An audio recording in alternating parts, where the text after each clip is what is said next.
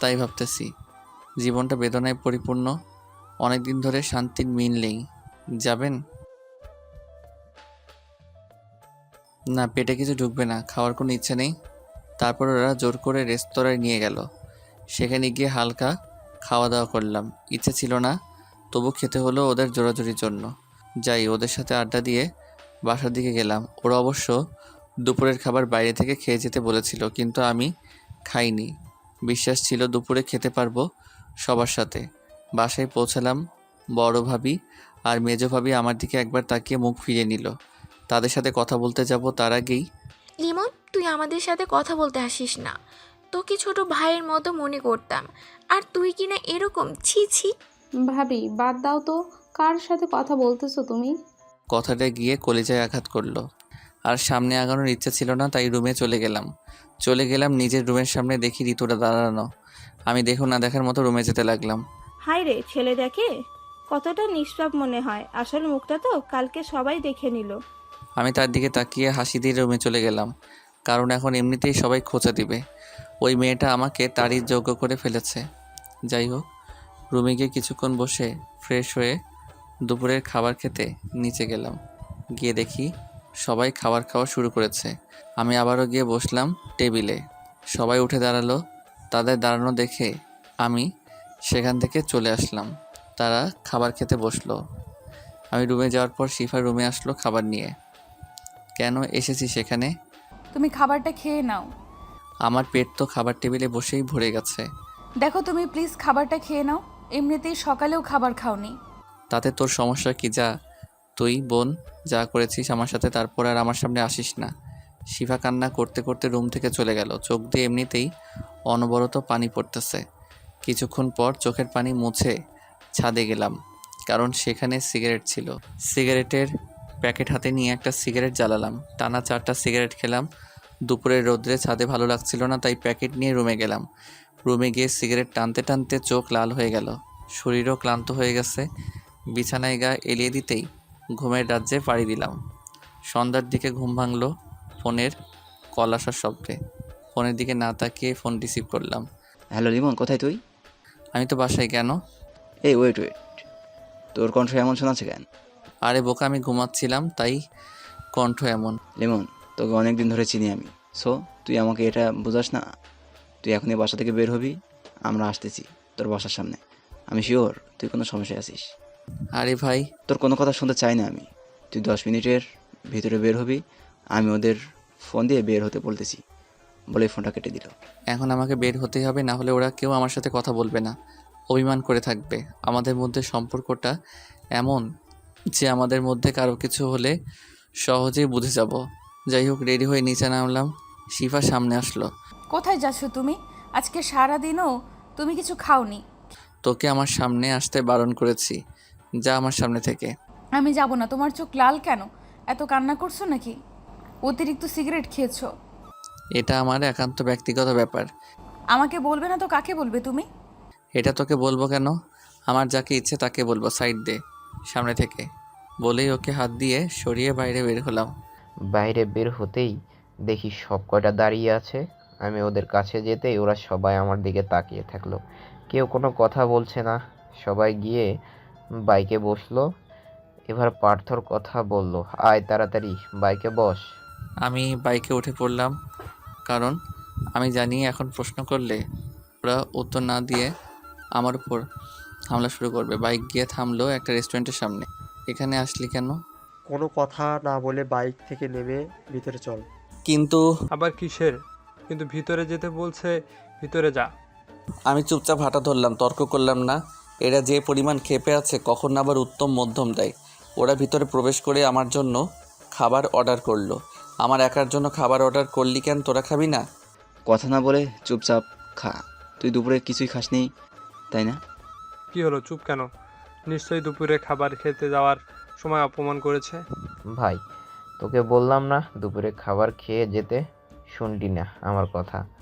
আরে ভাই থাম তোরা, ওকে খেতে দে আগে। লিমন, আগে খাবারটা খেয়ে নে। পেটে ক্ষুধা ছিল, খাবারটা খেয়ে নিলাম। তারপর রেস্টুরেন্ট থেকে বের হলাম। বিল ওরাই একজন দিল, আমি দিতে চেয়েছিলাম, দিতে দেয়নি।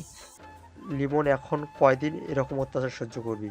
ভাই আমি দেখি কয়দিন, তবে 1 সপ্তাহের মধ্যে শিফাকে বিয়ে করতে হবে। আমার বাবা যেহেতু কসম দিয়েছে তার কিছু হোক, আমি চাই না। তাও ঠিক, তোর মাথায় কোনো চিন্তা ভাবনা আছে এখন? না এখনো ভাবিনি, আগে দেখি কয়েকদিন, তারপর যা মনে হবে তাই করব। রুদ্র একটা বিরিয়ানির প্যাকেট হাতে এনে দিল। শোন, রাতেও কিছু হতে পারে, তোর ক্ষুধা লাগতে পারে, খেয়ে নিবি। আর তোর চোখ লাল কেন ভাই? নিশ্চয়ই কেঁদেছিস আর সিগারেট খেয়েছিস বেশি।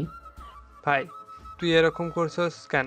তুই যে পরিমাণ শক্ত হয়েছিস, তোকে দেখে আমরা অনুপ্রেরণা পেয়েছি।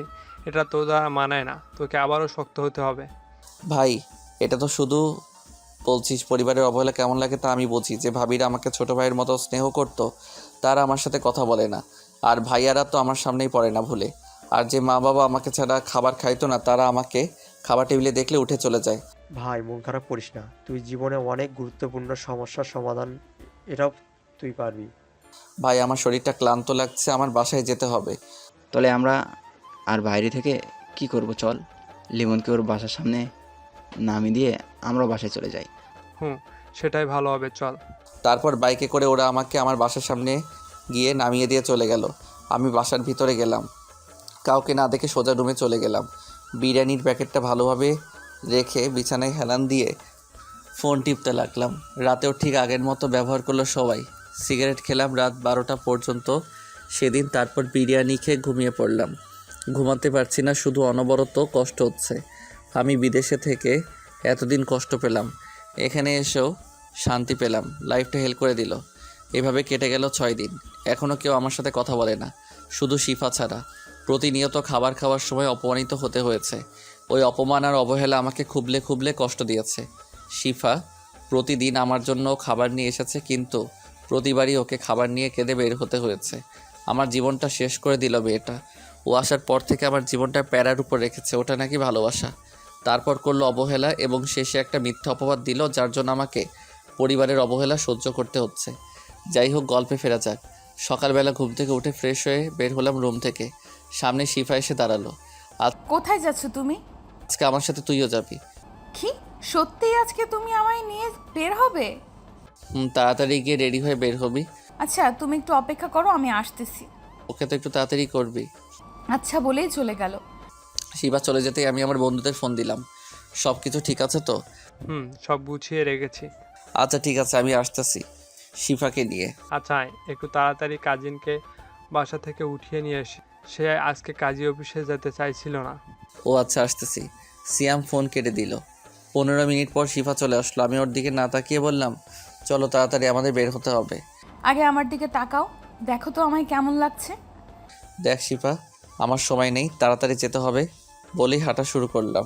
শিফা হালকা কষ্ট পেলেও আমার পিছু পিছু চলে আসলো, কারণ ও এতটুকুতেই খুশি যে আমার সাথে বের হতে পেরেছে। বাইরে বের হয়ে একটা রিক্সা নিয়ে ওকে উঠতে বললাম। ও উঠে বসলো। আমি দাঁড়িয়ে আশেপাশে রিক্সা খুঁজতেছি। কি হলো, তুমি উঠতেছো না কেন? দাঁড়া, রিক্সার একটা আসুক, তুই বস এটাই। রিক্সা আর ডাকবা কেন? তুমি এই রিক্সাতেই উঠবা বলে আমাকে হাত ধরে টান দিয়ে রিক্সায় উঠালো। আরে আরে চুপ, এইভাবে বসো বলে আমার হাত ধরে বসিয়ে রাখলো। তারপর আমি কিছু বললাম না, কারণ ও আজকে অনেক খুশি হবে। চলে গেলাম কাজী অফিসের সামনে। আমি রিক্সা থামাতে বললাম। এ কি, এখানে রিক্সা থামালে কেন? চুপ থাক আর রিক্সা থেকে নাম। শিফা আমার কথা মতো রিক্সা থেকে নামলো। আমি ভাড়া মিটিয়ে রিক্সাওয়ালাকে বিদায় করলাম। চল আমার সাথে। আমরা কাজী অফিসে যাব কেন? আজকে আমরা বিয়ে করব। কিন্তু পরিবারকে না জানিয়ে বিয়ে করাটা কি ঠিক হবে? তুই ভিতরে চল, বেশি কথা বলিস না। আর আমাকে বিয়ে না করতে চাইলে চলে যেতে পারিস। না না, আমি তোমায় হারাতে পারবো না। চলো আজকে আমি তোমায় বিয়ে করব। তারপর কাজী অফিসে গিয়ে আমাদের বিয়ে সম্পূর্ণ করা হলো। সাক্ষী ছিল আমার বন্ধুরা। শোন, এখন সোজা একটা রিক্সা নিয়ে বাসায় যাবি। আচ্ছা, কিন্তু তুমি কখন আসবে? আমি চলে আসবো ঠিক সময়, তুই বাসায় চলে যা। শিফা চলে যাওয়ার পর আমার বন্ধুরা কাছে আসলো। তোর পরবর্তী প্ল্যান কি? তার সময় হলেই বুঝতে পারবি। বন্ধু আমি গেলাম, আমার কিছু কাজ আছে। আচ্ছা যা, তবে ঠিকঠাকভাবে চিন্তা করছিস সেটা করিস। বলেই চলে আসলাম। এদিকে শিফা বাড়িতে ফিরে আমার মায়ের রুমে গেল। মা, ফুফি, ফুফি, কি হয়েছে? চিৎকার করছিস কেন? তোমার ছেলে আমাকে বিয়ে করেছে। কি বলছিস? সত্যি? ফুফি। দেখছিস আমার বুদ্ধিতে কাজ হলো। এটা গিয়ে বাসার সবাইকে জানিয়ে দিল। সবাই প্রচুর খুশি হলো। আচ্ছা লিমন কোথায়? সে আসতেছে একটু পর। ও আসলে ওর থেকে ক্ষমা চেয়ে নিতে হবে আমাদের। হুম। সবাই আমার জন্য অপেক্ষা করতে লাগলো। দুপুরের খাবার কেউ খায়নি, এতদিন আমাকে কষ্ট দিয়েছে, আজ ক্ষমা চেয়ে একসাথে খাবে বলে। কিন্তু সন্ধ্যা হয়ে গেল, আমি যাইনি। কি মনে করেছেন আপনারা আমি শিফাকে ক্ষমা করে দিয়েছি? তাহলে ভুল ভাবছেন। আমি চলে যাচ্ছি অচেনা শহরে। ওইদিকে সন্ধ্যা হয়ে গেছে, আমি এখনও বাড়ি ফিরিনি। সবাই খুব টেনশন করছে, আমাকে ফোন দিয়ে পাচ্ছে না, কারণ আমি সিম ভেঙে ফেলেছি। শিফা আমার রুমে গিয়ে একটা চিঠি পেল বিছানার উপরে। শিফা চিঠি পেয়ে সবাইকে রুমে ডাকলো। এই চিঠিটা এখানে ছিল। কি লেখা আছে দেখি তো। শিফা বাবার হাতে চিঠিটা দিল। চিঠিতে লেখা, একটা ছেলে কতটা কষ্ট পায় বলতে পারেন কেউ? কষ্ট আমায় শক্ত করে তুলেছিল। কষ্টে আমার থেকে ভালোবাসা নামক জিনিসটাকে মন থেকে তুলে নিয়েছে আমার লাইফে। আপনারা সবাই শিফাকে চান, ও আমাকে মিথ্যা অপবাদ দিল, আপনারা বিশ্বাস করে নিলেন। আপনাদের অবহেলা আমাকে খুবলে কষ্ট দিয়েছে। আপনারা চাইছিলেন আমি ওকে বিয়ে করি, যার জন্য বাবা কসমও কেটেছিলেন। ওকে আমি বিয়ে করেছি। শিফার ব্যাগে ম্যারেজের রেজিস্টার পেপার আছে, তবে আমি আর আপনাদের কাছে নেই। অনেক দূরে, আমি কেউ জানে না কোথায় আমি, এমনকি আমার বন্ধুরাও না। আপনাদের ইচ্ছে পূরণ করলাম, সবাই ভালো থাকবেন। চিঠির লেখা শেষ, আবার চোখ দিয়ে পানি পড়তেছে। শিফা নিয়ে চিঠিটা পড়ে অজ্ঞান হয়ে গেল। পরিবারের সবাই কাঁদতেছে তাদের ভুলের জন্য। কিছু গল্প শেষ করা যায় না, কিন্তু তবুও শেষ করে দিতে হয়। আজকে আপনাদের সকলকে একসাথে দেখেছি, কারণ আজ আমাদের কলেজে বাংলা বিষয়ের একজন ম্যাডাম জয়েন করবে। স্যার, আমাদের তো ক্লাস টাইম হয়ে গেছে, ক্লাসে যেতে হবে। আরে ম্যাডাম, এখনই এসে পড়বেন? বসুন, সবাই পরিচিত হয়ে তারপর ক্লাস করবেন। তারপর আর কিছু বললাম না, নিশ্চয় বসে রইলাম। তখনই আসতে পারি স্যার? একটা মেয়েলি কণ্ঠ শুনে সবাই পিছনে তাকালাম। মেয়েটাও আমার দিকে তাকালো। আমি তো অবাক, এই মেয়ে এখানে কি করে আসলো? হ্যাঁ, আপনারা ঠিকই ধরেছেন, মেয়েটা শিফা। শিফাও অবাকের চরম পর্যায়ে আমার দিকে একদিনে তাকিয়ে আছে। হ্যাঁ, আসুন মিস শিফা। স্যারের কথায় শিফার ধ্যান ভাঙলো। দুঃখিত স্যার, প্রথম দিনই লেট হয়ে গেল। এরপর থেকে প্রতিদিন সময় মতো কলেজে আসবেন। অবশ্যই স্যার। আসুন, সবার সাথে পরিচিত হয়ে নিন। জি স্যার। তারপর সবার সাথে পরিচিত হয়ে নিল। শেষে আমার কাছে আসলো। হঠাৎ করে সবার সামনে জড়িয়ে ধরলো আমাকে। শিফা, আমি অবাক হলাম। আমি ছাড়িয়ে দূরে সরিয়ে দিলাম। এসব কি হচ্ছে? আপনি আমাকে জড়িয়ে ধরলেন কেন? লিমন তোমাকে কত খুঁজেছে জানো? তোমার জন্য পুরো পরিবারে কোনো আনন্দ নেই। তুমি ফিরে চলো। মাইন্ড ইওর ল্যাঙ্গুয়েজ, আমি আপনাকে চিনি না। আপনি আমার সাথে এমনভাবে কথা বলছেন কেন? স্টপ ইট মিস শিফা, এখানে হচ্ছেটা কি? আসলে সরি স্যার, ওকে অনেকদিন পর পেয়েছি তো, তাই নিজেকে কন্ট্রোল করতে পারিনি। কিন্তু লিমন স্যার আপনার কি হয়? স্যার, উনি আমার স্বামী। সবাই অবাক চোখে আমার দিকে তাকালো। স্যার, লিমন স্যার, এসব কি সত্যি? স্যার, আমি আমার পারিবারিক বিষয় এখানে কোনো আলোচনা করতে চাই না। আচ্ছা, যা ভালো বোঝেন। আর মিস শিফা, কলেজে আপনার পারিবারিক বিষয় টেনে কোনো ঝামেলা করবেন না। জি স্যার। আমি ক্লাসে যাচ্ছি বলে হাঁটতে শুরু করলাম। অন্যদিকে প্রিন্সিপাল স্যার শিফাকে নিয়ে ওর ক্লাসরুমে গেল। এটাই নিয়ম, শিক্ষার্থীদের সাথে পরিচয় করে দিতে হয় আগে। আমি ক্লাস শেষ করে লাইব্রেরিতে গিয়ে বসলাম, ভাবতে লাগলাম যাদের থেকে পালিয়ে বেড়াই তারা এখানে বারবার সামনে। 3 বছর আগে যখন বাবা মা আমাকে ইগনোর করছিল তখন ভাবছিলাম দূরে কোথাও চলে যাব। হঠাৎ করে রুদ্র বলল ওর মামাবাড়ি কলেজে ইংলিশ টিচার নিয়োগ চলছে, যা আমাদের বাসা থেকে অনেক দূরে। তো আমি সেখানে অ্যাপ্লাই করলাম। ভালো রেজাল্টও বিদেশি ভার্সিটি রেস্টুরেন্ট চাকরিটা হয়ে গেল।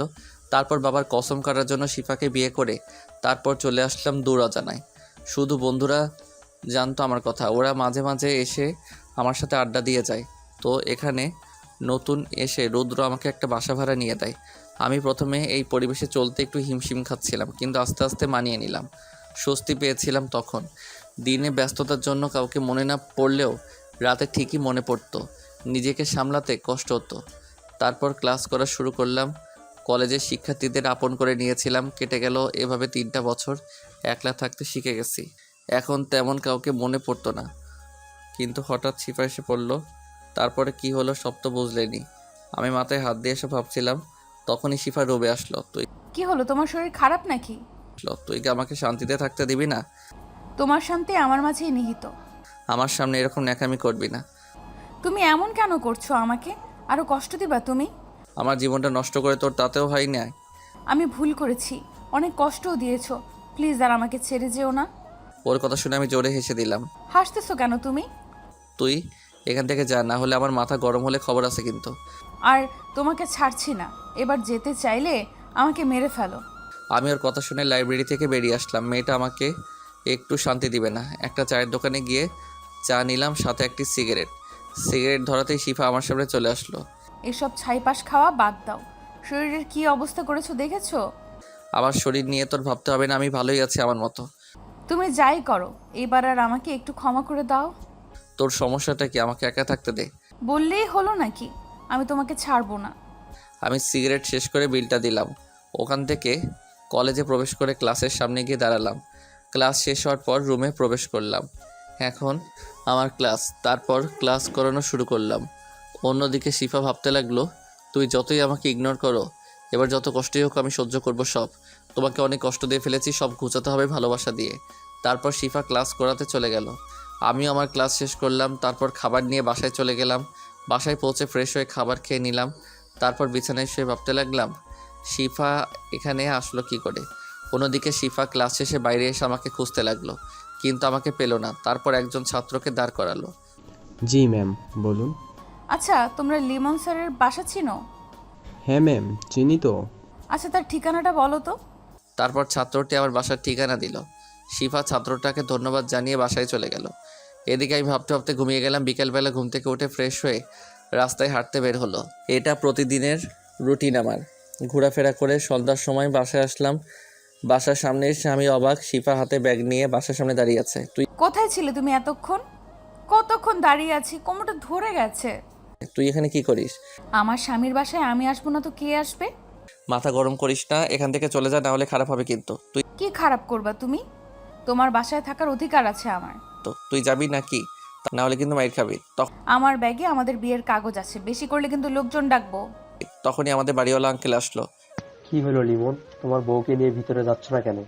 আসলে আঙ্কেল আরে বাবা, মেয়েটা অনেকক্ষণ দাঁড়িয়ে আছে তোমার জন্য, তাড়াতাড়ি বাসায় নিয়ে যাও। কিছু বলতে পারলাম না, কারণ ঝামেলা করলে মান সম্মানের ভয় আছে, তাই বাধ্য হয়ে দরজা খুলে দিলাম।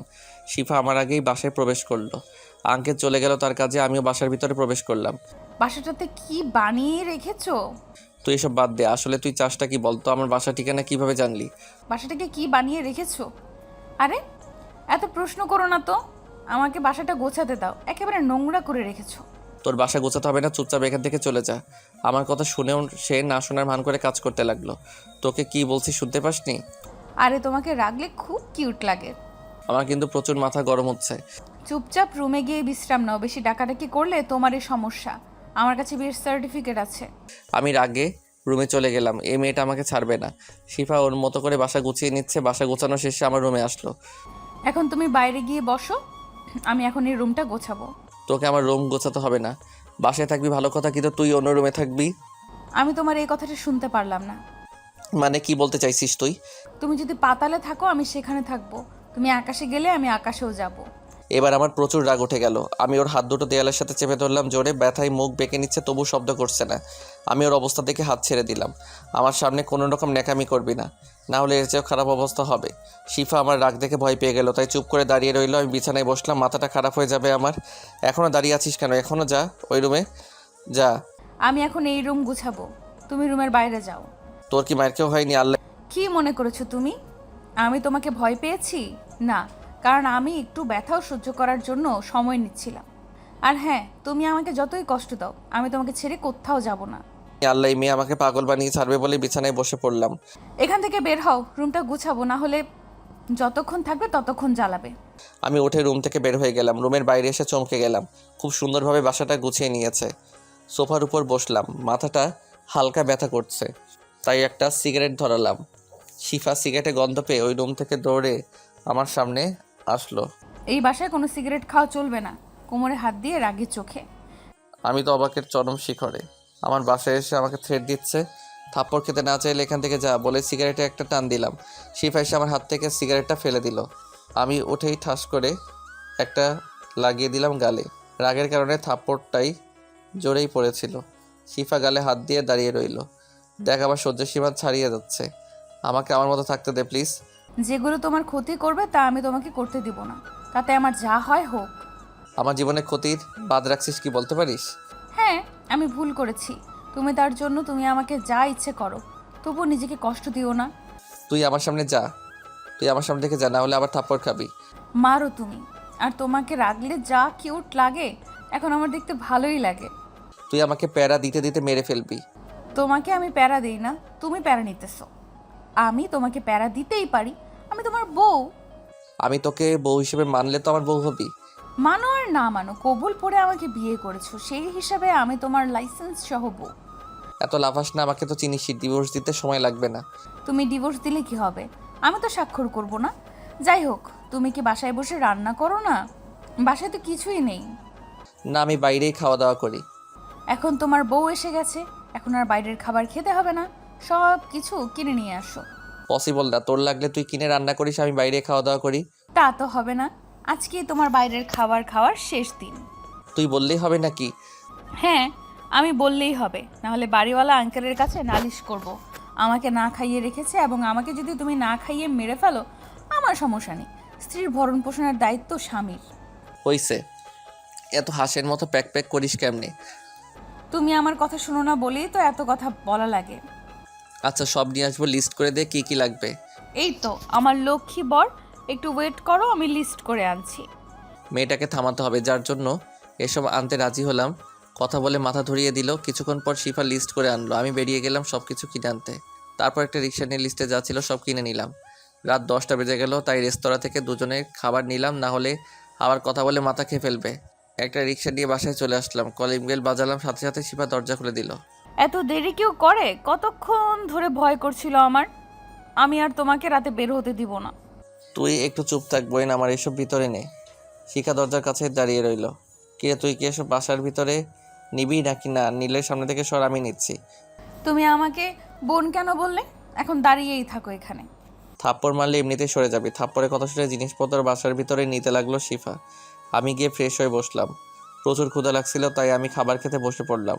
শিফা গুছিয়ে এসে দেখে আমি খাবার শুরু করে দিয়েছি। এ কি, আমাকে ছাড়াই খেতে বসে গেছো? তোর খাবার রাখা আছে, খেয়ে নিস। আমি তোমাকে খাবার বেড়ে দিতাম, স্ত্রী হিসেবে আমার দায়িত্ব আছে না? তোর কি কোনো ভয় নেই? তুই কিন্তু জানিস আমি রাগলে কি হতে পারি। শিফা ভয়ে চুপসে গেল। খাবারের প্যাকেটটা নিয়ে খাবার খেতে শুরু করলো। আমি খাবার খেয়ে রুমে চলে আসলাম। অনেক ক্লান্ত থাকার কারণে গিয়ে শুয়ে পড়লাম। অন্যদিকে শিফা সব কিছু গুছিয়ে আমার রুমে এসে আমার পাশে শুয়ে আমাকে জড়িয়ে ধরলো।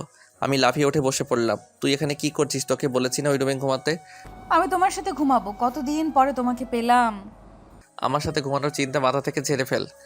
কেন? আমি তো তোমার রুম ছাড়া ঘুমাবো না। তাহলে নিচে বিছানা করে ঘুমা, খাট থেকে নাম তুই। আমি তোমার সাথেই ঘুমাবো। দেখ, আমাকে রাগাস না, আমার শরীর ক্লান্ত লাগছে, আমাকে ঘুমাতে দে। ওই রুমে যা তুই। তারপর শিফা নিচে নেমে বিছানা ঠিক করতে লাগলো। তোকে ওই রুমে যেতে বলেছিলাম। না, আমি তোমার রুমেই থাকবো, তোমাকে ডিস্টার্ব করব না। আচ্ছা ঠিক আছে, যা করার কর। তারপর আমি শুয়ে পড়লাম। ভাবতে লাগলাম, অনেক কষ্ট দিয়েছিস জীবনে, তারপরও আবার জ্বালাতে এসে গেছিস। হঠাৎ কান্নার শব্দ শুনতে পেলাম। উকি দিয়ে দেখলাম শিফা কান্না করছে। কান্না করার থাকলে ওই রুমে যা, আমাকে শান্তিতে ঘুমাতে দে। তারপর শিফা নিশ্চুপ হয়ে গেল। আমিও আর কিছু না ভেবে দিলাম ঘুম। পরের দিন সকালবেলা শিফার ডাকাডাকিতে ঘুম ভাঙলো। কী হলো, ডাকছিস কেন এত তাড়াতাড়ি? বাজারে যেতে হবে, বাজার করে আনো, না হলে রান্না করব কি?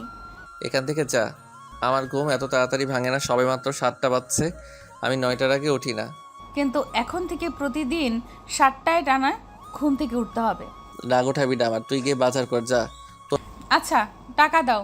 আর হ্যাঁ, রাস্তায় কেউ পরিচয় জানতে চাইলে বলবো লিমন স্যারের বউ।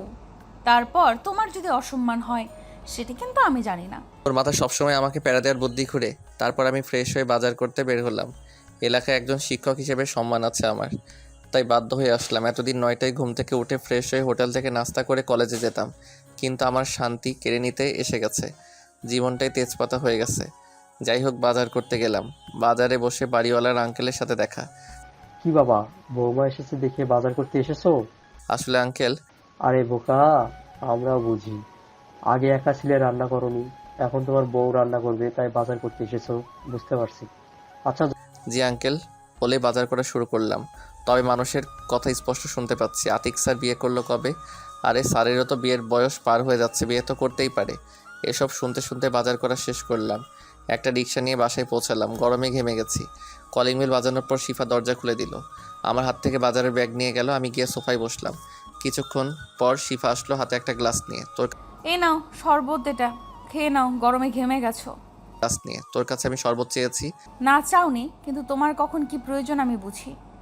আমি শরবত খাবো না, নিয়ে যা এখান থেকে। তারপর শিফা শরবতটা রেখে চলে গেল রান্নাঘরে। আসলে শরবত আমার খুব প্রয়োজন ছিল, তবুও খেলাম না, কারণ ওর হাতের কিছু খাওয়ার ইচ্ছে নেই। আমি রুমে ফ্যান ছেড়ে কিছুক্ষণ বিশ্রাম নিলাম। তারপর গোসল করে রেডি হলাম কলেজের জন্য। তখনই শিফা রুমে আসলো। খাবার হয়ে গেছে, চলো খাবার টেবিলে। তুই কি করে ভাবলি আমি তোর হাতের রান্না খাবো? দেখো, খাবার নিয়ে রাগ করতে নেই প্লিজ। তুমি খাবার খেয়ে বের হও, আর আমিও তো কলেজে যাব, দুজন একসাথেই যাব। তুই কি বুঝিস না আমার তোকে সহ্য হয় না, আর তোর সাথে যাওয়া তো পসিবলই না বলে বাসা থেকে বের হলাম। তারপর একটা হোটেলে গিয়ে নাস্তা করলাম। অন্যদিকে শিফা আমি বের হওয়ার পর কান্না করতে লাগলো। লিমন, আমি জানি তুমি আমাকে ভালোবাসো। আমার ভুলের জন্য আর কত শাস্তি দিবে, তুমি দেখি কত শাস্তি দিতে পারে। তবে এই দেহ থেকে প্রাণ না বের হওয়া পর্যন্ত আমি তোমাকে ছাড়বো না। তারপর শিফা খাবার না খেয়ে রেডি হয়ে কলেজের উদ্দেশ্যে বের হলো। এদিকে আমি খাবার খেয়ে কলেজ পৌঁছে টিচার্স রুমে গেলাম। সেখানে গিয়ে দেখি শিফা সহ আরও স্যার ম্যাডামরা বসে আছেন। আরে লিমন স্যার, আসেন। আপনি যে বিয়ে করেছেন এটা আমাদের জানালেন না কেন? আরে লিমন স্যার যে পরিমাণ গম্ভীর মানুষ, তার কাছ থেকে বিয়ের কথা জানার আশা করেন কিভাবে? তবে যাই বলুন স্যার, শিফা ম্যামের সাথে আপনাকে ভালোই মানিয়েছে। এদের কথা শুনে বিরক্ত লাগছে, কিন্তু কিছুই করার নেই। শিফার দিকে তাকিয়ে দেখি লজ্জায় লাল হয়ে আছে। এবার একদিন আমাদের ইনভাইট করেন আপনার বাসায় লিমন স্যার। আচ্ছা দেখি কি করা যায়। না না, তা বললে হবে না স্যার। কবে দাওয়াত দিচ্ছেন তা বলেন। রিয়া। আচ্ছা ম্যাম, কাল জানাবো আমরা। তখনই ক্লাসের ঘন্টা বেজে উঠল। সবাই যে যার ক্লাসে গেলাম। সবগুলো ক্লাস শেষ করে বাসায় যাওয়ার জন্য রিকশায় উঠলাম। শিফাও আমার রিকশায় উঠে বসলো। এ কি, তুই রিকশায় উঠলি কেন? আমি তোমার স্ত্রী, আমি তোমার সাথে রিকশায় যেতেই পারি। আমি কোনো সিন ক্রিয়েট করতে চাই না, তুই রিকশা থেকে নাম। তুমি সিন ক্রিয়েট করো, তাতে তোমারই সমস্যা হবে, কারণ তোমাকে সবাই এখানে ভালোভাবে চিনে। সবাই ভাবে তুমি তোমার স্ত্রীর সাথে রাস্তায় বসে ঝামেলা করছো। তুই সবসময় একটা না একটা ঝামেলা পাকিয়ে মামা যান আপনি। তারপর রিক্সাওয়ালা মামা রিক্সা চালানো শুরু করলো। শিফা আমার হাত ধরলো। ওই রিক্সায় উঠছিস ভালো কথা, আমাকে স্পর্শ করবি না। তুমি বললেই হবে না, বাসায় বসে যতই ডাকাডাকি করো না কেন, বাইরে তুমি আমায় কিছুই করতে পারবে না। শিফা হাত ধরে রইল। আমি হাত ছাড়াতে চাইলে জোরে ধরে রাখে। কিছুক্ষণের মধ্যেই বাসায় পৌঁছে গেলাম। ভাড়া দিয়ে বাসায় প্রবেশ করলাম। কিন্তু আমি বাসায় পৌঁছে অবাক হয়ে গেলাম, কারণ আমার বাসায় আমার পুরো পরিবার বসে আছে, মামা মামি সহ। আমি নিশ্চুপ হয়ে দাঁড়িয়ে রইলাম। বাবা মায়ের কন্ডিশন তেমন একটা ভালো না, অনেক শুকিয়ে গেছে। ভাইয়ারা আমার মুখের দিকে তাকিয়ে আছে, যেন এই মুখটা দেখার জন্য কত সাধনা করেছ। কেমন আছিস বাবা? কিরে, কথা বলবি না আমাদের সাথে? আপনারা এখানে কেন? এটা কি ধরনের ব্যবহার তোমার? জানো তোমার জন্য ফুফা ফুফি কত টেনশন করেছে? খাওয়া দাওয়া ঠিকমতো না করতে করতে শরীরের কি হাল করেছে। হ্যাঁ বাবা, আমরা তোর সাথে অন্যায় করে ফেলেছি অনেক। শিখা যে তোর উপর অপবাদ দিয়েছিল ওটা আমাদের সবার সাজানো ছিল, কারণ ও তোকে খুব ভালোবাসতো। তুই বিদেশে যাওয়ার পর মেয়েটা অনেক কষ্ট পেয়েছে, তাই চেয়েছিলাম তোদের বিয়েটা হলে আস্তে আস্তে তোদের মনোমালিন্য ঠিক হয়ে যাবে। তাই আমরা তোকে ইগনোরও করেছিলাম। আমাদের ক্ষমা করে দে বাবা, আমরা কেউ ভালো নেই। দেখুন, আপনারা যা করেছেন আমি তাতে কিছু মনে করিনি। তবে হ্যাঁ, আমি এখানে একা ভালো আছি। আপনার শিফাকে নিয়ে চলে যান এখান থেকে। আমাকে মেরে ফেললেও কেউ এখান থেকে নিয়ে যেতে পারবে না। মেয়েটাকে আর কত কষ্ট দিবি? তোর জন্য মেয়েটা মরতে বসেছিল, কোনো রকমে বেঁচে ফিরে তোকে খুঁজে বেরিয়েছে। তারপরেও আমাদের বলে এখানে চাকরিতে জয়েন করে। এত দূরে আসতে দিতে চায়নি, কিন্তু এখানে ওর নানা বাড়ি, অনেকটা সময় এখানেই কাটিয়েছে। তাই আমরা অনুমতি দিয়েছি যাতে ও কাজে ব্যস্ত থাকে। তিলে তিলে মেয়েটা শেষ হয়ে যাচ্ছিল। এখন আমার আপন বলতে কেউ নেই। নিজেকে অনেক কষ্টে গুছিয়ে নিয়েছি। আপনারা প্লিজ আমার জীবনটাকে এভাবেই চালাতে দিন। আপনারা একজন ধর্ষকের কাছে কেন এসেছেন? বাবা, আমরা তোকে কখনোই ধর্ষক মনে করিনি, ওটা তো আমরাই করিয়েছি। যাতে তোর আর শিফার বিয়ে হয়। আচ্ছা, একজনকে ধর্ষক বানানো আপনাদের কাছে সাজানো ছিল? বাহ, প্লিজ আপনারা শিফাকে নিয়ে এখান থেকে যান। তুই আমাদের সাথে না গেলে আমরাও যাচ্ছি না এখান থেকে। এতদিন যখন আমাকে ছাড়া কাটাতে পারছেন, সামনেও অবশ্যই পারবেন। চলে যান এখান থেকে। মামি এসেই আমাকে একটা থাপ্পড় দিল। আমি গালে হাত দিয়ে দাঁড়িয়ে রইলাম। নিজেকে খুব বড় মনে করিস না। তোকে বলেছিলাম তোর কিছু হলে আমাকে বলবি, কিন্তু তুই আমাকে না বলেই উদাও হয়ে গেলি। নিশ্চুপ। কিরে কথা বলছিস না কেন? তোকে আমি নিজের ছেলে মনে করতাম, কিন্তু তুই আমাকে আপনই মনে করতি না। আসলে মামি তুই ঠিকভাবে কথা বল, তোতলাতে হবে না। মামি তখন আমার মাথায় কাজ করছিল না, শুধু আমি মুক্তি চেয়েছিলাম, তাই এভাবে চলে এসেছিলাম। তোকে ওরা অনেক কষ্ট দিয়েছিল, তাই না বাপ? আসলে মামি আমি তো দেখছি লিমন যা করেছে ঠিক করেছে।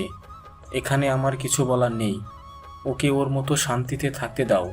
হ্যাঁ, তুমি ঠিকই বলছো। ওর জীবনটা কোনো ছেলে খেলা না যে ওর সাথে যে যেমন ইচ্ছায় করবে। বাবা, তোর যা ভালো লাগে তুই তাই করবি, তবে হ্যাঁ, আপনজনদের কষ্ট দিস না, যাতে পরে আফসোস করিস। না, আমি আমার ছেলেকে এখান থেকে নিয়ে যাব। আমাদের ব্যবসা থাকতে ও কেন এত কষ্ট করে জীবনযাপন করবে? আমি এভাবেই ভালো আছি, আপনারা চাইলে থাকতে পারেন এখানে। আমি যে টাকা ইনকাম করি আমি আপনাদের রাখতে পারবো। যেহেতু আপনারা আমাকে লালন পালন করেছেন, আমার একটা দায়িত্ব আছে। বাবা, আমরা সবাই মিলে শান্তিতে থাকতে চাই। হ্যাঁ, আমরা তোর উপর মস্ত বড় একটা ভুল করেছি, সেটার শাস্তি আমরা পেয়ে গেছি বাবা। কেউ বিন্দু পরিমাণ সুখে ছিলাম না, সবাই সারাক্ষণ মনমরা হয়ে থাকতো। আচ্ছা, আপনারা যা করার করেন, আমি আপনাদের সাথে যাচ্ছি না। আচ্ছা, যা করার করুন। বাসায় রুম আছে 3টা মাত্র। তোর তা নিয়ে চিন্তা করতে হবে না, আমরা পাশের ইউনিটেও ভাড়া নিয়ে নিয়েছি। আচ্ছা বলেই ওয়াশরুমে চলে গেলাম। তারা আমাকে কষ্ট দিয়ে এখন আসছে দয়া দেখাতে। আমি তো তাদের সাথে যাবই না। জীবন থেকে কতগুলো বছর শেষ হয়ে গেছে। যাই হোক, ওয়াশরুম থেকে বের হয়ে রুমে গিয়ে চেঞ্জ করলাম। শিফা রুমে আসলো, আমি দেখেও না দেখার মতো করে কাজ করতে লাগলাম। চলো আজ সবাই একসাথে খাবার খাবো। সমস্যা কি তোর? যা এখান থেকে, আর আমার থেকে দূরে দূরে থাকবি। তুমি আর কত কষ্ট দেবে এদের? আমাকে যা করার করো, প্লিজ এদের কষ্ট দিও না। আমি কি তাদের আসতে বলেছি এখানে? ও, আমি তো ভুলেই গিয়েই। সব নাটের গুরু তো তুই আমার ঠিকানা কেন দিয়েছিস তাদের? আমি এতদিন তাদের সাথে ছিলাম, তাদের কষ্ট আমি দেখেছি। তোমার জন্য ফুফি কাঁদেনি এমন কোনো দিন যায়নি এই 6 বছরে। সবটাই তোর জন্য। তুই আমার জীবনে কেন এসেছিলি বলতে পারবি? পুরো জীবনটা এলোমেলো করে দিলি আমার। আমি জানি সব দোষ আমার, কিন্তু আমি তোমাকে ভালোবাসি এটা মিথ্যে ছিল না। ভুল করে ফেলেছিলাম একটু, কিন্তু সেইটাই আমার জীবনের কাল হয়ে দাঁড়ায়। হা হা হো হো, ভালোবাসা এই শব্দটা আমি শুনতে পারি না বলেই রুম থেকে বের হলাম।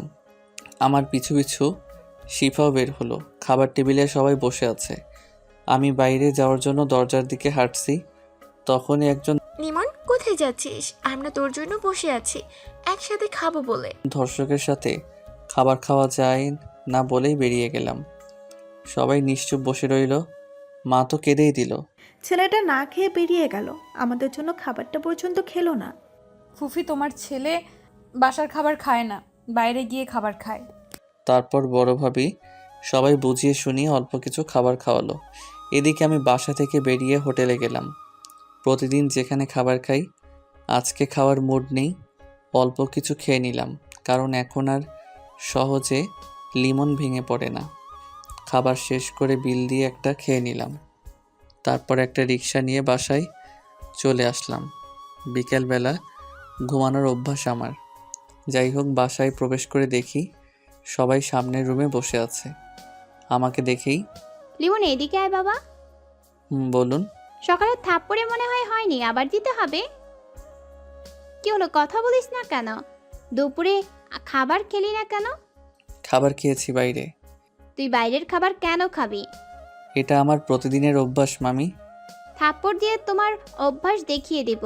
আজকে সন্ধ্যার সময় বাজার করে আনবি, দরকার হলে আমি তোর জন্য প্রতিদিন রান্না করব। আমার সাথে খাবার খাবি। ওই চুপ করে থাকিস কেন? এখন দেখি কথাও কম বলিস। বাবা, কতদিন তোকে খাইয়ে দেই না। আজকে বাজার করে আনবি, বিকালে আমি রান্না করে প্রতিদিন খাইয়ে দিব বলেই আমার গাল 2 হাত দিয়ে ধরলো। আচ্ছা মামি। এই একটা মানুষের কথা আমি কখনোই ফেলতে পারিনি। সবসময় এই মানুষটা আমাকে নিঃস্বার্থভাবে ভালোবেসে গেছে। যাই হোক, আমি ওখান থেকে রুমে চলে আসলাম। ওইদিকে বলছিলাম না, লিমন আমার কথা ফেলবে না, দেখছো আপা? ছেলেটা আমার থেকেও তোকে বেশি ভালোবাসে। এটা ভুল কথা, ও সবাইকে ভালোবাসে, কিন্তু ওর উপর দিয়ে এত ধকল গেছে যে কেমন চুপসে গেছে। তা তো বুঝতে পারছি। কিভাবে যে ছেলেটার রাগ ভাঙাবো। চিন্তা করো না, সব ঠিক হয়ে যাবে। দেখি কতদিন রাগ করে থাকতে পারে। যাই হোক, রুমে এসে শুয়ে পড়লাম।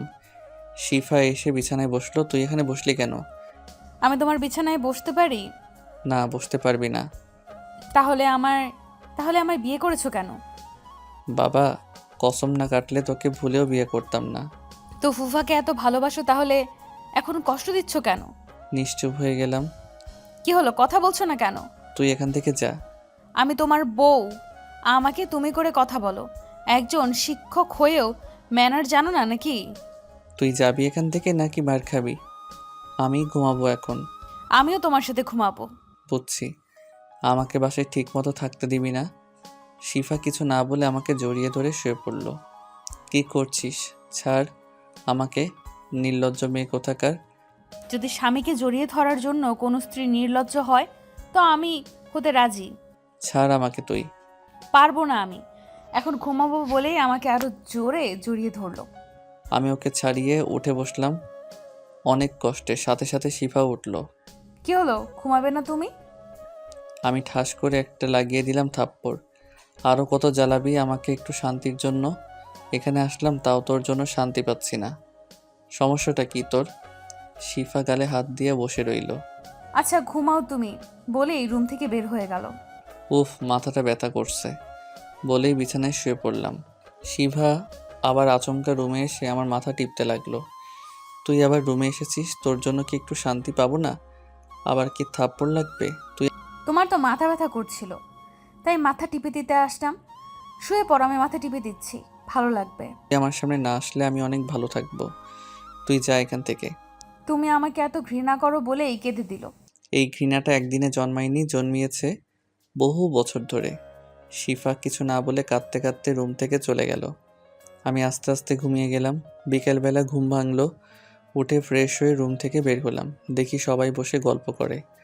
আমি কিছু না বের হওয়ার জন্য দরজার দিকে যেতে লাগলাম। কি রে লিমন, কোথায় যাচ্ছিস? দেখুন, আপনারা এখানে যেই যা করুন আপত্তি নেই, কিন্তু আমার কোনো বিষয়ে কেউ কোনো প্রকার কথা বলবেন না বলেই বাসা থেকে বের হলাম। প্রতিদিন বিকেলবেলা ঘোরাঘুরি করার অভ্যাস, তাই ঘুরতে লাগলাম। অন্যদিকে দেখছো ছেলেটা কিভাবে কথা বললো? আপা বাদ দাও, একটু সময় হোক, আস্তে আস্তে ঠিক হয়ে যাবে। তাই বলে এমনভাবে কথা বলবে?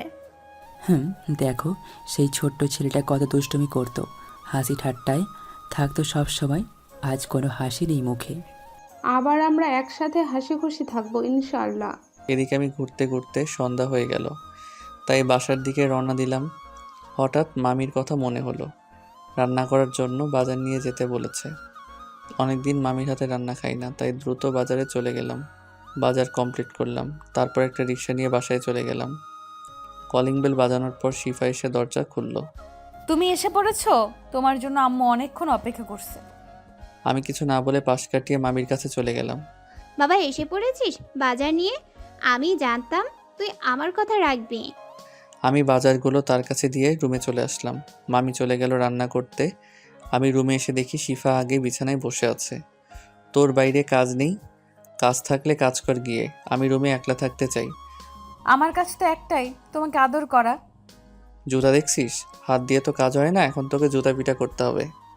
স্ত্রীর গায়ে হাত তুলতে নেই, সেটা কি তুমি জানো না? কিন্তু স্ত্রীও তো যোগ্যতা লাগে, কিন্তু তোর কি আদৌ সেই যোগ্যতা আছে? সব সময় আমার ভুলগুলোকে খোঁচা দিয়ে জাগিয়ে তুলে তুমি শান্তি পাও, তাই না? তুই আমার সামনে আসবি না, তাহলেই তো হয়। আমাকে কষ্ট দিতে থাকো, কিন্তু আমি তোমাকে ছাড়ছি না। তখনই ভাবিরা রুমে আসলো। কি রে লিমন, বইয়ের সাথে রোম্যান্স করছিস নাকি? কোন দিক দিয়ে মনে হলো সেটা আপনাদের? আরে তোর বউ, তুই রোমান্স করতেই পারিস, সমস্যা কি? শিফা লজ্জায় মুখ নিচু করে রাখলো। আমার বউ কেন? আমি এই পৃথিবীতে শুধু একা, আমার কেউ নেই, আর আমার কাউকে প্রয়োজনও নেই। আমার কথা শুনে ভাবিদের মন খারাপ হয়ে গেল। শিফার চোখ পানিতে ভরে উঠল। কেন এমন করছিস লিমন? আমাদের সবার বড় একটা ভুল করেছে, সেই ভুলের মাসুল আর কিভাবে দিতে হবে বল? 3টা বছর কেউ কখনো হাসেনি ঠিক মতো। তোর ভাই তো আমার সাথে ঠিক মতো কথাও বলতো না। আমি কি বলেছি এমন হতে? আপনারা আপনাদের মতো ভালো থাকেন, আমাকে আমার মতন থাকতে দিন। লিমন, এমন করিস না সোনা ভাই আমার। আমাদের হাসি খুশি পরিবারটা এখন আর নেই। তোর দুষ্টুমিতে বাড়িতে সবসময় আনন্দ বিরাজ করতো। তুই না থাকলে আমরা কিভাবে ভালো থাকি বল? আমি আর নিতে পারছি না, প্লিজ। এখন আপনারা যান এখান থেকে, আমাকে একা থাকতে দিন। আমার অবস্থা দেখে ভাবিরা উঠে দাঁড়ালো। লিমন, তুই বিশ্রাম নে, আমাদের কথা ভেবে দেখিস, বলেই হাঁটা শুরু করলো। ওয়েট, আপনারা ওকে এখান থেকে নিয়ে যাচ্ছেন না কেন? শিফাকে ইঙ্গিত করে। শিফা উঠে দাঁড়ালো, চোখ মুছতে মুছতে দৌড়ে রুম থেকে বের হলো। আমি উঠে হাতে একটা সিগারেট নিয়ে চলে গেলাম বারান্দায়। আকাশের দিকে তাকিয়ে সিগারেটের ধোঁয়া ছাড়ছি। ভাবছি জীবনটা বড়ই অদ্ভুত, কখন কি হয় তা কিছুই বলা যায় না। মানুষ থাকতে মূল্য দিতে জানে না, কিন্তু চলে গেলে ঠিকই খুঁজে বেড়ায়। আগের ঘটনাগুলো মনে পড়লে আর কারোর সাথে কথা বলারও ইচ্ছে থাকে না। এভাবে হয় না, যে করেই হোক আমাকে শান্তিতে থাকতে হলে আবার দূরে চলে যেতে হবে। শীঘ্রই কিছু ব্যবস্থা করতে হবে। সিগারেট ফেলে রুমে এসে বন্ধুদের সবাইকে অনলাইনে আসতে বলে গ্রুপ কল দিলাম। সবাই রিসিভ করলো। কি অবস্থা লিমন? এই তো আছি কোনো রকম, আবার সেই ঝামেলা এসে সামনে দাঁড়িয়েছে, কি করব বুঝতে পারছি না। মানে তোর আবার কি হলো? শিফার এখানে আসা এবং পরে পুরো পরিবার আসলো, সব ওদের বুঝিয়ে বললাম। ও শিট ভাই, তোকে কি কেউ শান্তিতে থাকতে দেবে না? লিমন, অনেক তো একলা থাকলি, এবার তো মানিয়ে নে, পরিবার ছাড়া ভালো থাকা সম্ভব না। তুই মনে হয় ভুলে গেছিস আমার সাথে কি কি হয়েছিল। তাও ঠিক, এগুলো হলে সহজে মেনে নেওয়া পসিবল হচ্ছে না। যাই হোক লিমন, এখন কি করবি, কি ভাবলি? আমি আবার অচেনা একটা জায়গায় চলে যেতে চাই, যেখানে গেলে কেউ খুঁজে পাবে না। কিন্তু কোথায় যাবি? জানি না, তোরা ব্যবস্থা কর, আমি আর পারছি না এসব নিতে। যখন একটু ভালো থাকতে নিছিলাম তখনই তারা চলে আসলো। আচ্ছা দেখি কি করা যায়, চিন্তা করিস না, কোনো না কোনো ব্যবস্থা ঠিকই করে ফেলবো। সেই আশায় বসে রইলাম। তারপর আরও কিছুক্ষণ কথা বলে ওদের খোঁজ খবর নিয়ে ফোন কাটলাম। এরপর বিছানায় হেলান দিয়ে শুয়ে চোখ বন্ধ করলাম। চোখ দিয়ে এমনি এমনি পানি গড়িয়ে পড়ল। কিছুক্ষণ পর এ কি লিমন, তুই কান্না করছিস কেন? হঠাৎ মামির কণ্ঠ শুনে লাফিয়ে উঠলাম এবং চোখ মুছে ফেললাম। না মামি, তেমন কিছু না। মিথ্যা বলছিস আমাকে, মাথায় হাত বুলিয়ে। মামি, আমি পারছি না এসব কিছু সহ্য করতে, মাথা কাজ করা বন্ধ করে দিচ্ছে। বাবা, যেটা ভাবতে কষ্ট হচ্ছে ওটা ভাববি না, নিজেকে ঠিক রাখবি, ঠান্ডা মাথায় থাকবি, পরিস্থিতি যেমনই হোক। কিন্তু মামি, আল্লাহ আমার আর কত পরীক্ষা নিবে? সেটা আল্লাহ ভালো জানে, কিন্তু তুই পরিস্থিতি মানিয়ে নিয়ে এগিয়ে যাবি। দেখি আল্লাহ ভরসা। চল খেতে চল, সবাই একসাথে খাবো। মামি, এটা আমার পক্ষে সম্ভব না। আচ্ছা ঠিক আছে, আমি তোর খাবার নিয়ে রুমে আসছি, তুই বস। আমি বিছানায় চুপচাপ। মামি, এটা আমার পক্ষে সম্ভব নয়। আমি বিছানায় চুপচাপ বসে রইলাম। সত্যি বলতে অপেক্ষা করছিলাম খাবারের জন্য। অনেক দিন হয়ে গেল মামির হাতে রান্না করা খাবার খাই না। আমি হাত ধুতে গেলাম না, কারণ আমি জানি মামি নিজের হাতে খাইয়ে দিবে। কিছুক্ষণের মধ্যেই মামি চলে আসলো। বিছানায় খাবার রেখে আমার মুখের সামনে খাবার ধরলো, আমি খেয়ে নিলাম। কতদিন পর তোকে খাবার খাওয়ালাম।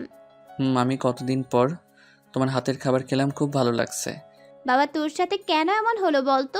কত সুন্দর আমরা সবাই একসাথে ছিলাম, তুই কত দুষ্টুমি করতিস, সব কিছুই আমাকে সামলে নিতে হতো। কি করবো বলো, সবাই মিলে এমন এক পরিস্থিতি তৈরি করেছিল যার জন্য আমি আজ এমন। বাবা, বলছিলাম কি সবকিছু আগের মতো ঠিক করে নে। আচ্ছা তুই ভেবে দেখ কি করলে ভালো হবে। আমি মাথা নাড়লাম। এভাবে খাবার খাওয়া শেষ করলাম।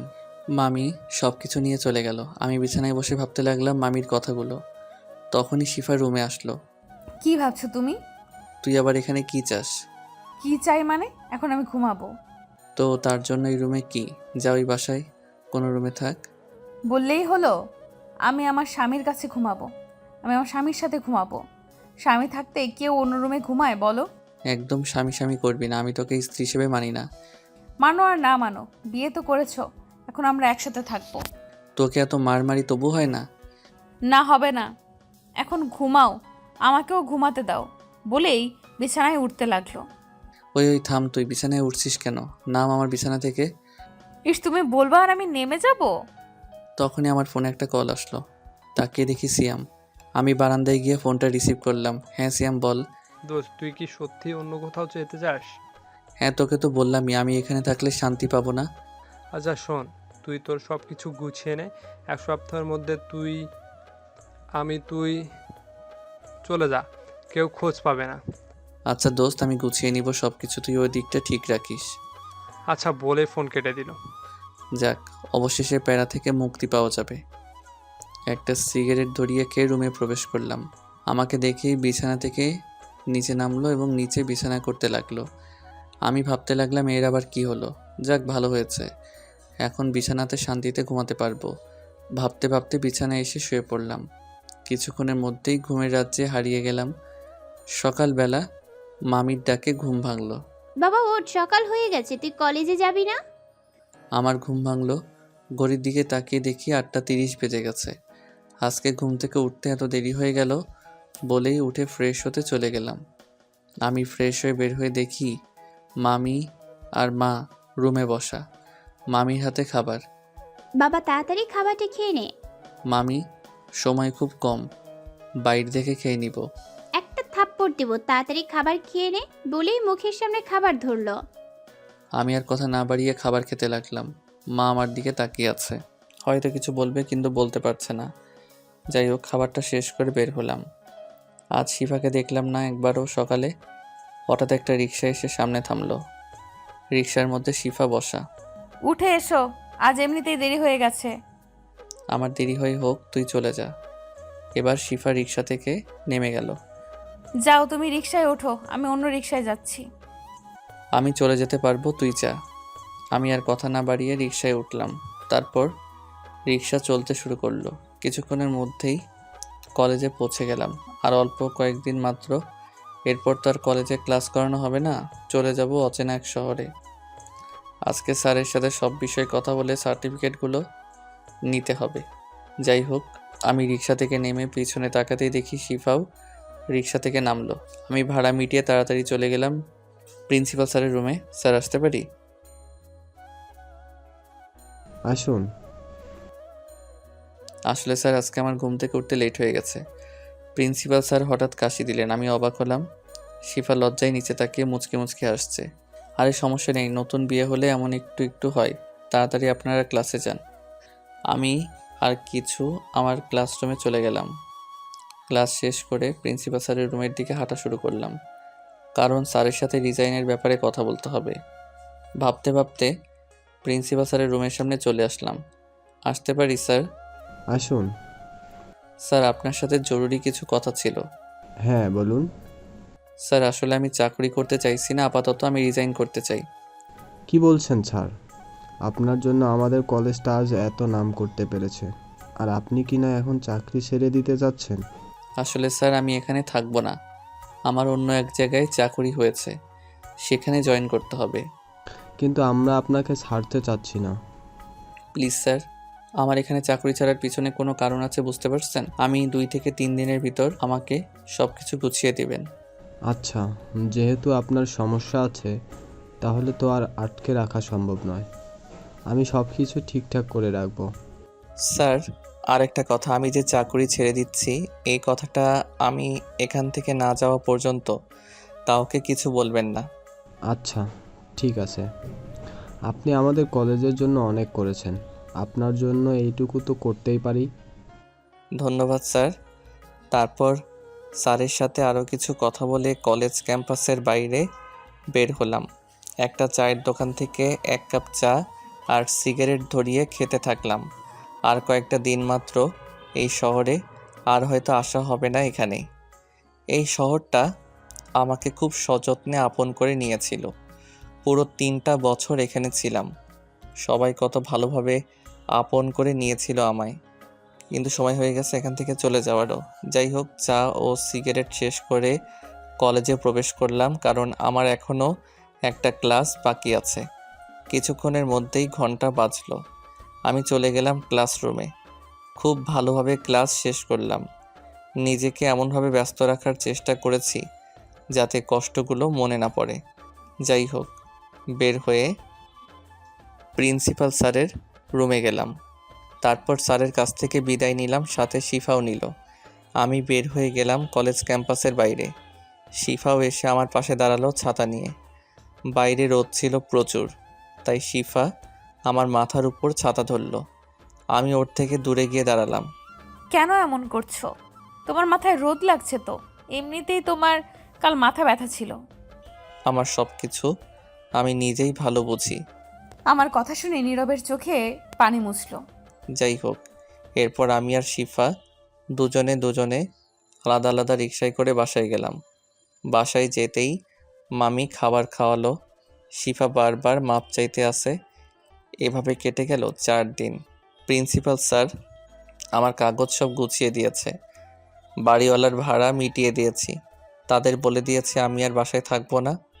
4 দিন পর সকালবেলা সিয়ামের ফোনে ঘুম ভাঙলো। হ্যাঁ বল সিয়াম। তুই কয়টায় রওনা দিবি? এই তো 11টার বাসে। এখন 9টা বেজে গেছে আর তুই এখনো ঘুমাচ্ছিস? কি 9টা বেজে গেছে? আসলে কালকে সব কিছু ভেবে ঘুমিয়েছি তো, তাই ঘুমাতে লেট হয়েছিল রাতে। বুঝতে পারছি। এখন তাড়াতাড়ি রেডি হয়ে নে। হুম। আর শোন, এখনো ভেবে দেখ একটু পরিবার ছাড়া আর কতদিন দূরে থাকবি। আমি ফোন কেটে দিলাম। আমার এই কথাটা শুনতে ভালো লাগে না। যাই হোক, ফ্রেশ হয়ে রেডি হলাম বের হওয়ার জন্য। ব্যাগ কাল রাতে বাসা থেকে বাইরে রেখেছিলাম একজনের কাছে। ওখান থেকে ওইটা নিয়ে বাস ধরতে হবে। যাই হোক, প্রতিদিনের মতো মামি খাবার খাইয়ে দিতে লাগলো।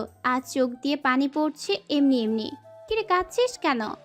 না কিছু না মামি, এমনিতেই বলেই নিজেকে সামলে নিলাম। তারপর খাবার খাওয়া কমপ্লিট করলাম।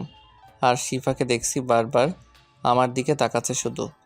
আমি বাবা মাকে লুকিয়ে এক নজর দেখে নিলাম, ভাবিদেরও দেখে নিলাম।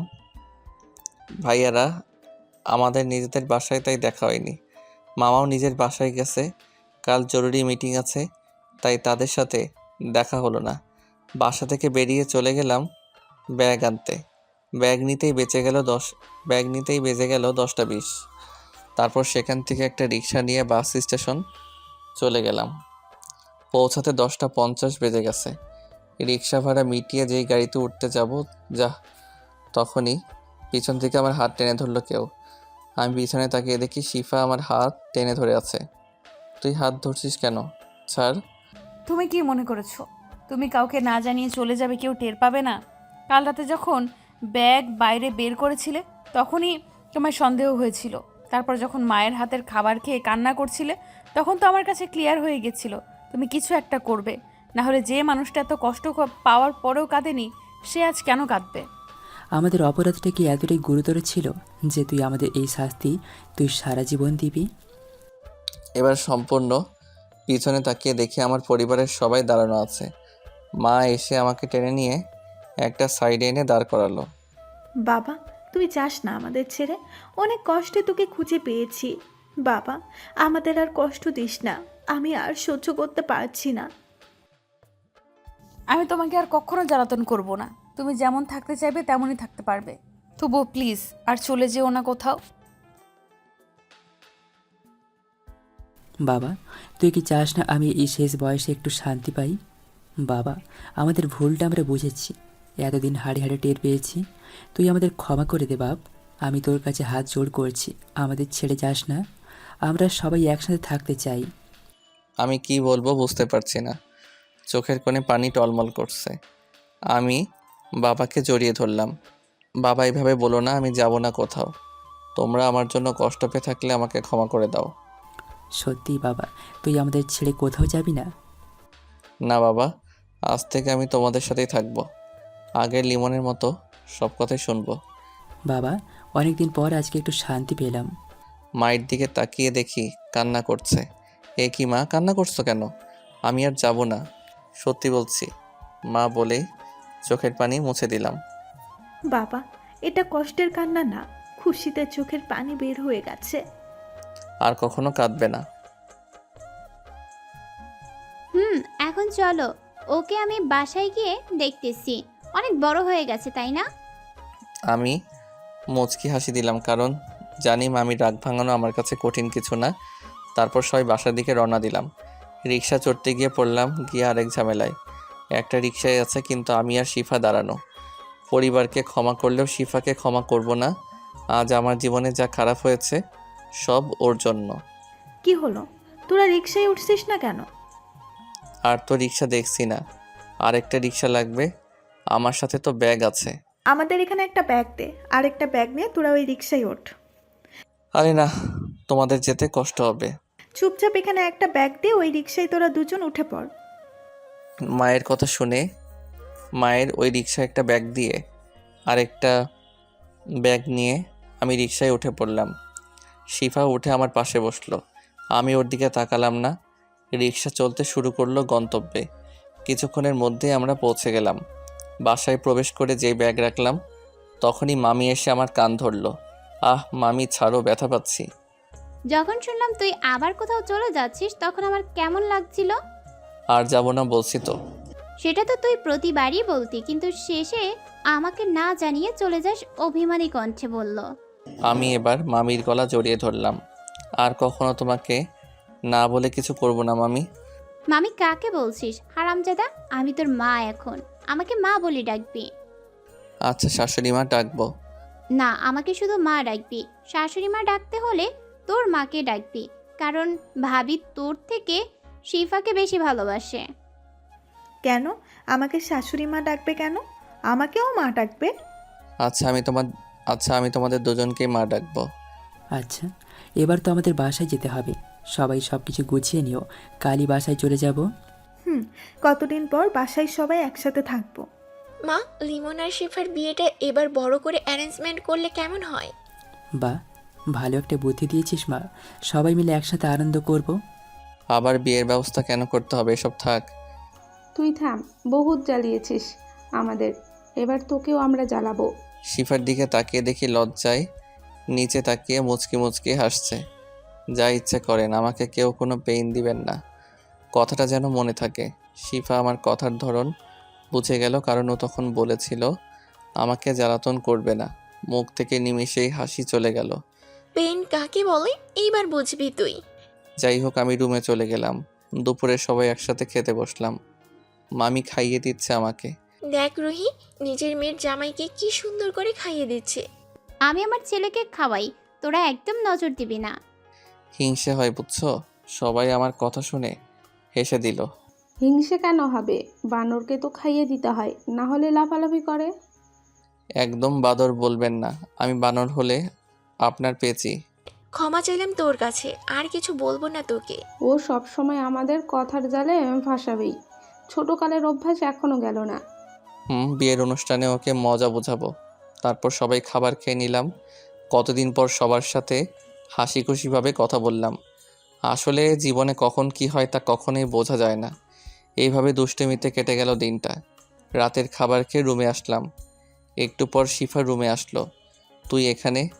আবারও বললি না আমাকে জ্বালাতন করবি না। আমি জ্বালাতন না করলেও তুমি কখনোই যাবে না তো আমাদের ছেড়ে।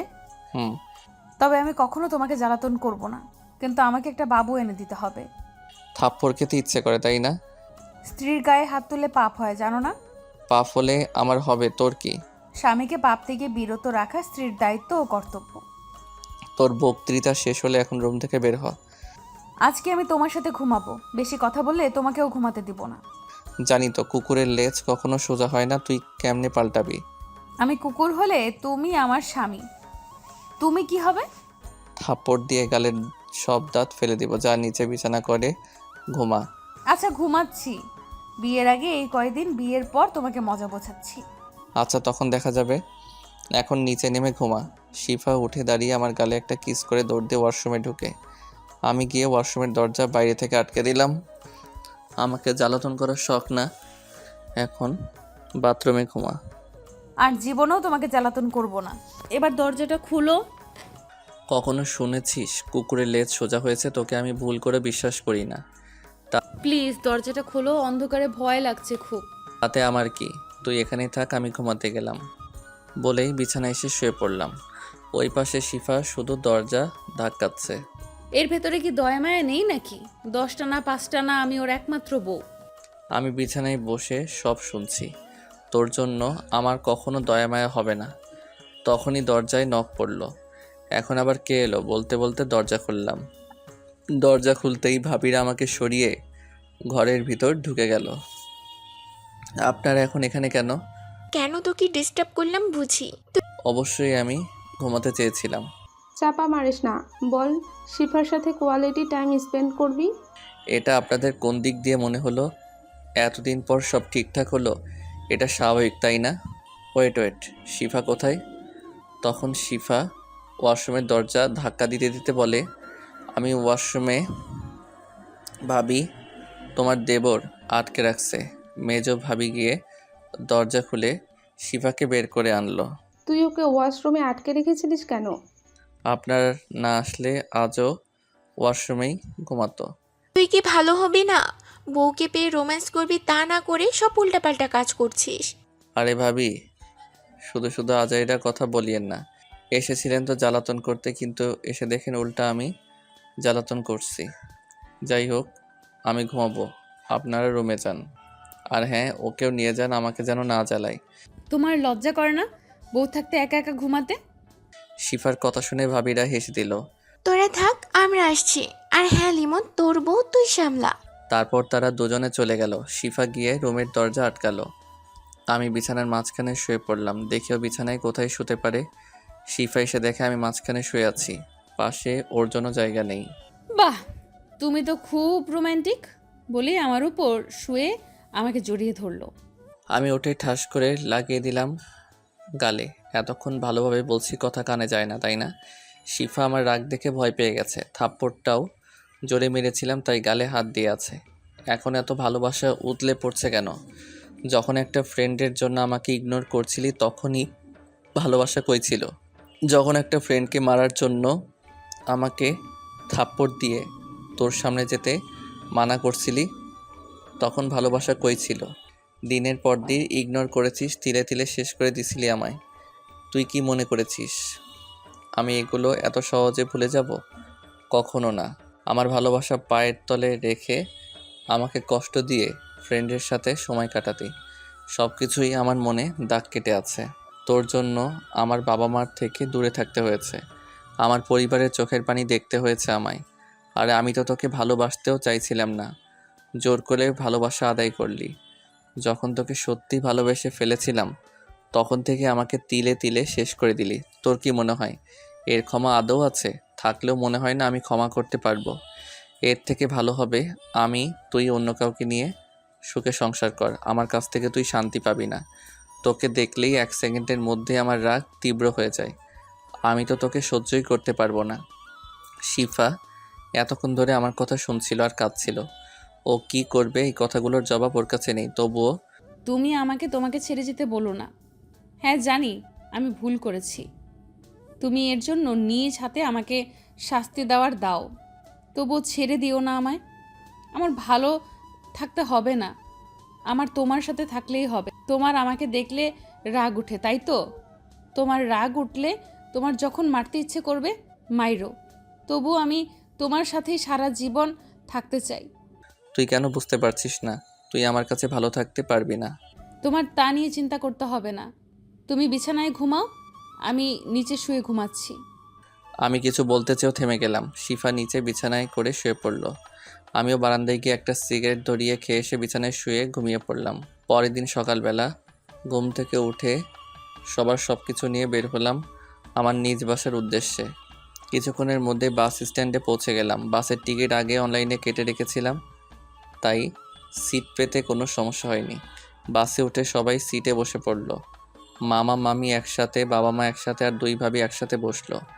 আমার শিফার সাথে বসা ছাড়া কোনো উপায় ছিল না। লিমন, শেফাকে জানালার পাশে দিস, না হলে কিন্তু বমি করে তোর অবস্থা শেষ করে দিবে। আমি আর কিছু বললাম না। শিফা জানালার পাশে বসলো, তারপর আমিও পাশের সিটে বসলাম। শিফাকে এতটা চুপচাপ দেখে আমি অবাক হচ্ছি।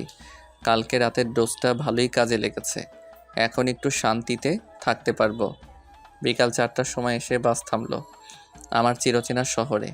3 বছর পর আসলাম, অনেক কিছুই পাল্টে গেছে। যাই হোক, ভাইয়ারা আসলো আমাদের রিসিভ করতে গাড়ি নিয়ে। সবাই মিলে বাসায় চলে আসলাম। সত্যি এখন খুব ভালো লাগছে। হারামিগুলোকে জানাইনি যে আমি চলে এসেছি।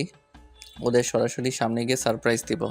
অনেক দিন পর বাসায় আসলাম, কেমন যেন লাগছে। অনেক জার্নি করার জন্য ক্লান্ত, তাই ফ্রেশ হয়ে হালকা বিশ্রাম নিয়ে বের হতে হবে। হারামিগুলোর সাথে অনেক দিন দেখা হয়নি, তাই ব্যাগগুলো নিয়ে আমি আমার রুমে চলে আসলাম। রুমে এসে দেখি রুমটা আগের মতনই আছে। যাই হোক, ব্যাগ রেখে জামা কাপড় বের করে ফ্রেশ হয়ে বের করলাম। তখনই শিফা সামনে আসলো। কিছু বলবি? হ্যাঁ, তোমাকে ফুপি নিচে ডাকছে। আমি আর কিছু না বলে নিচে চলে গেলাম। শিফাও নিশ্চুপ আমার পিছু পিছু আসলো। লিমন, এসে পড়েছিস? বস, আগে খাবারটা খেয়ে নেই। খাবার রান্না করলো কে? খাবার আমি বাইরে থেকে আনিয়েছি। ও আচ্ছা। তারপর সবাই খেতে বসলাম। হঠাৎ বাবা বড় ভাইয়া ও মেজো ভাইয়াকে উদ্দেশ্য করে বলল, আমি ভেবেছিলাম লিমন আর শিফার বিয়েটা আবার দেব ধুমধাম করে। ভালো হবে, অনেক দিন আনন্দ হয় না। বলছিলাম কি, এখন অনুষ্ঠান না করলে হয় না? সবাই একটু রিল্যাক্স থাকি। কেন মা, তোর কি কোনো সমস্যা আছে? না, আসলে এতদিন পর আপনাদের ছেলে ফিরলো, এখন একটু এনজয় করুক ইচ্ছে মতো। বিয়ে হলে তো একটু দায়িত্ব থাকবে। আরে সবাই মিলে মজা করবো আমরা। তাহলে আমি যখন কাকা হব তখন অনুষ্ঠান করব। বড় ভাই ও মেজো ভাইয়ের খাওয়া অবস্থায় কাশি উঠে গেল। বড় ভাবি ও মেজো ভাবি লজ্জায় মাথা নিচে নামিয়ে রাখছে। তোর এই খোঁচা মারা অভ্যাসটা এখনও গেল না। ভাইয়া কথা শুনে সবাই হেসে দিল। বাবা, আমাদের কোম্পানির দায়িত্ব এতদিন আমরা দুইজন সামলিয়েছি, এখন তোমার ছোট ছেলেকেও আমাদের সাথে দায়িত্ব। লিমন অনেক দিন পর বাসায় এসেছে, ওকে প্যারা দিবি না, ও ওর মতো থাকবে। এই কয়েকদিন ঘোরাফেরা করুক। তারপর সবাই খাবার খেলাম। যাক, বিয়ের অনুষ্ঠান হবে না, ভালো হয়েছে। শিফা বুঝে গেছে হয়তো আমার সাথে থাকলে ভালো হবে না। ও যখনই ডিভোর্স চাইবে আমি সাথে সাথে দিয়ে দিব।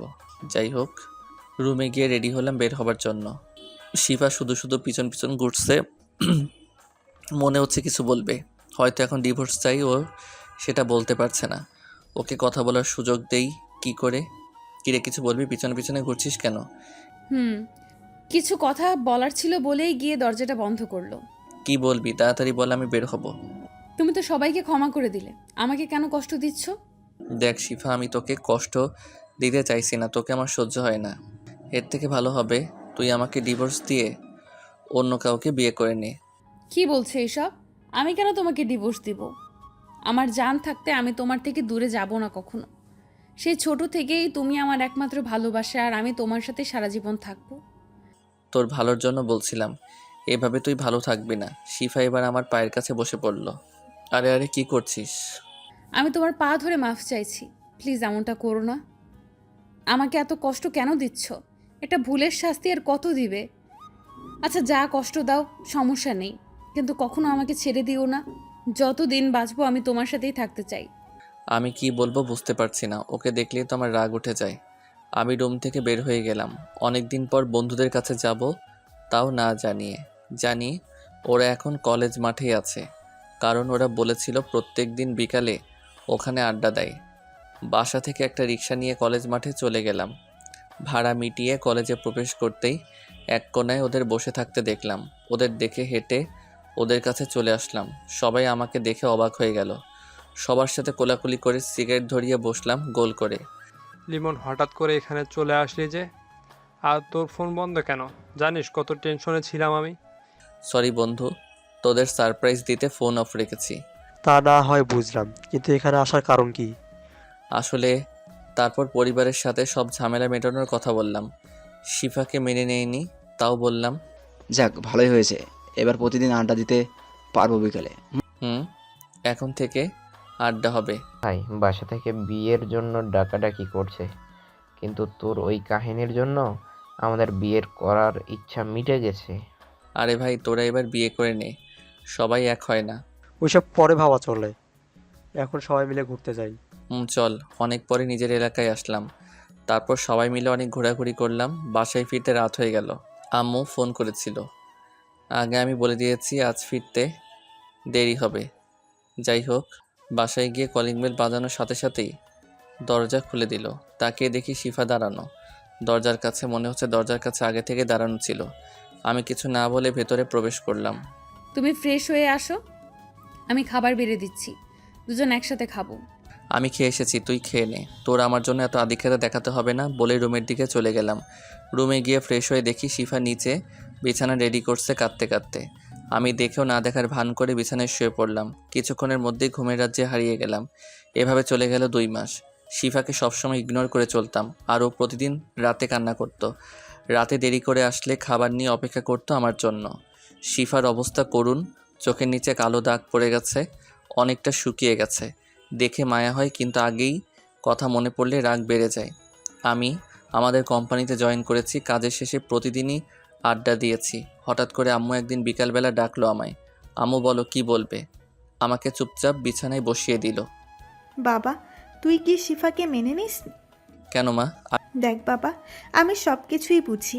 মেয়েটাকে আর এভাবে কষ্ট দিস না। ওর অবস্থা দেখেছিস? মনে হয় দিনে 24 ঘন্টার 16 ঘন্টায় কান্না করে। আমি কি করতে পারি মা, আমার ওকে সহ্য হয় না। বাবা, মেয়েটা তোকে অনেক ভালোবাসে, আর কষ্ট দিস না ওকে। তুই আমাদের ছেড়ে যাওয়ার পর মেয়েটা 2 বার আত্মহত্যা করতে গেছিল, কোনো রকমে বেঁচে ফিরছিল, সারাক্ষণ কান্না করতো। তারপর ওকে বুঝিয়ে শুনিয়ে চাকরি করতে বললাম। তারপর ওর নানা বাড়ি ওই কলেজে নিয়োগ চলছিল, ওর নানা বলে দেওয়ায় চাকরিটা হয়ে যায়। সেখানে কিন্তু দেখ, সেখানে গিয়েই খুঁজে পাই তোকে। তোকে খুঁজে কি খুশি হয়েছিল তা তোকে বোঝাতে পারবো না। আমাদের ফোন করে বলেছিল, তখন ওর খুশি কে দেখে।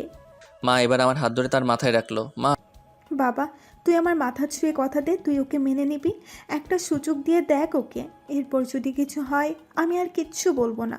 ভালো তো, ওকে আমিও বাসি, কিন্তু আমার কথা মনে পড়লে কিন্তু আগের কথা মনে পড়লে রাগ উঠে যায়। তুই ওকে একটা সুযোগ দে। আচ্ছা আম্মু, দেখি কি করা যায় বলেই মায়ের রুম থেকে বের হয়ে আসলাম। মায়ের কথা শুনে কিছুই ভালো লাগছিল না। শিফাও তো কষ্ট কম পায়নি, আর আমাকে ভালো না বাসলেও তো এত বছর অপেক্ষা করতো না।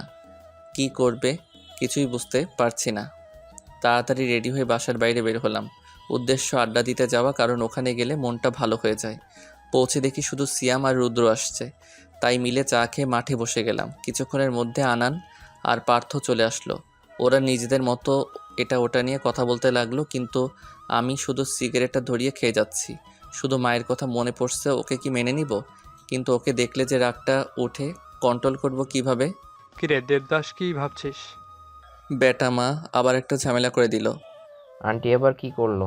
ভাই, আজকে আসার সময় মা ডাক দিয়ে যা বললো সব বললাম।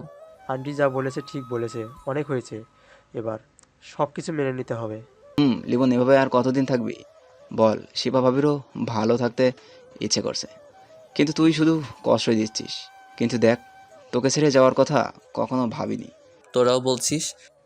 আর আমি এবার সব ঠিক করে নে আর আমাদের কাকা বানিয়ে দে। তোরা বিয়ে করে আমাকে কাকা বানা। কুত্তা, তোর জন্য এতদিন বিয়ে করিনি, কিন্তু এবার আমাদের আটকাই কে?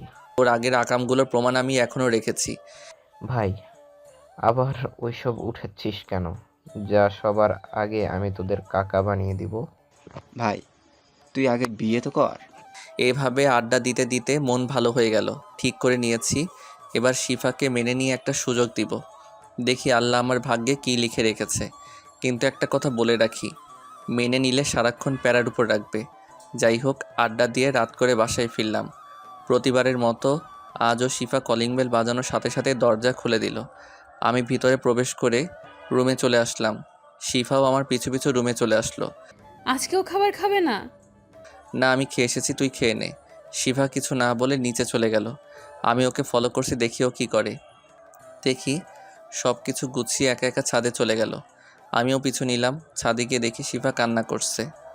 আমি ওর পিছনে গিয়ে কাঁধে হাত রাখলাম। সাথে সাথে শিফা ভয় পেয়ে কেঁপে উঠে আমার দিকে ফিরল। পিছনে আমাকে দেখে সাথে সাথে শিফা জড়িয়ে ধরল। তুমি কেন এমন করছো আমার সাথে? আর কত কাঁদাবে আমায়? প্লিজ এইবার আমাকে একটু ভালোবাসো। আচ্ছা ঠিক আছে।